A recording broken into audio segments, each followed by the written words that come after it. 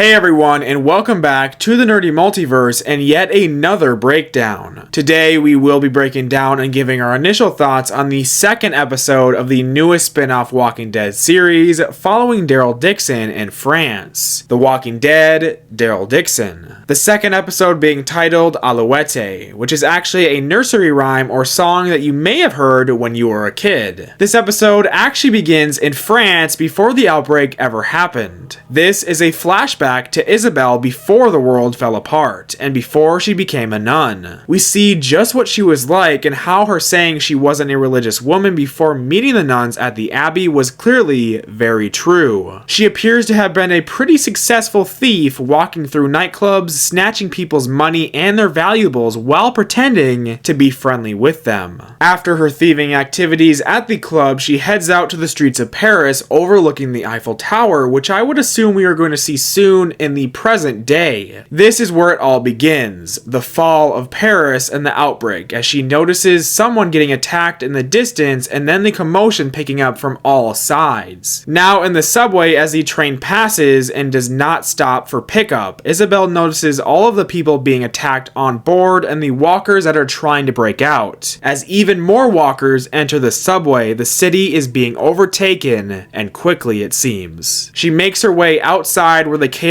is immense as a character known as Quinn saves her from the walkers. This is clearly her boyfriend at the time. Now, I actually think something like a series called The Walking Dead The Fall or something along those lines would be a cool series, where we see the fall of a ton of different major areas around the world and how they dealt with the outbreak. Again, back into the flashback as we cut back and forth between this and the present day throughout this episode. Quinn and Isabelle make a quick stop at Isabelle's home, and Isabelle's sister is here, so they pick her up and take her with them. As we then cut back to the present day as Daryl and her continue to make their plans to get to Paris to deliver Laurent as the new messiah, or possibly the cure. Making their way to Paris with a wagon, well, until a group of walkers takes notice of them and begin approaching, where Daryl is forced to scare their donkey off to distract the walkers off of them. But as they get away from the walkers, an arrow flies right past them and Daryl chases after their assailant, and right into an old building where he gets ambushed and captured by a new group. And this group is held up at an old preschool building, and the group seems to be made up of a bunch of kids. They end up untying everyone and making amends after Isabelle reveals that they are religious and they all pray together. Now, something that I have noticed about France here in this series is that within the span of only 2 episodes now, we have seen 4 different groups and other lone survivors out there along the way. Laurent even mentioned that there are estimated 200,000 survivors around the region, maybe less, but if that is the case, France is clearly handling the outbreak seemingly a lot better than other places that we have seen in this franchise. Which is actually pretty crazy to even think about, as we know this is where loads of different variant walkers are and more of them keep popping up, likely due to Madame Janae's experiments that will be explored even more in this series as it goes on. They even end up referring to Daryl as Father Daryl, which was pretty funny, especially knowing that after all of this, like visiting the school's old teacher, Madame Dubois, who's sick and needs medicine, they eventually sit down for a meal together, and Lou, the apparent leader of this group, asks Daryl to pray and say grace. Very, very unlike Daryl, as we all know, but he actually does it and does it pretty well. Later he says that he will go to this old castle and get their old teacher some medicine. As a man that holds up at this castle looted everything in the area, which means he will have the medicine that they need. The entire group sits down and actually watches an old show together, Mork and Mindy, and we learn that Daryl actually used to watch this all the time with his brother Merle. I don't know if it's just me, but either Isabelle is getting some feelings for Daryl or there is something that she could be hiding from him, but if anything, I think that it's going to be her falling for him. Yet again, we head back into Isabelle's flashbacks as she, Quinn, and her sister Lily stop driving as her sister is very sick and reveals that she is actually pregnant. Quinn pulls Isabelle aside and makes a very rash decision Logan already so early in this apocalypse. He's ready to leave people behind when they show any sort of weakness. So Isabelle uses those thieving skills that she has and steals the car keys out of his pockets and drives off when he's not looking. We will likely see Quinn again in the present day in a future episode though. All while in the present day, the kids at the preschool play some hide and seek and Laurent is found first and right away,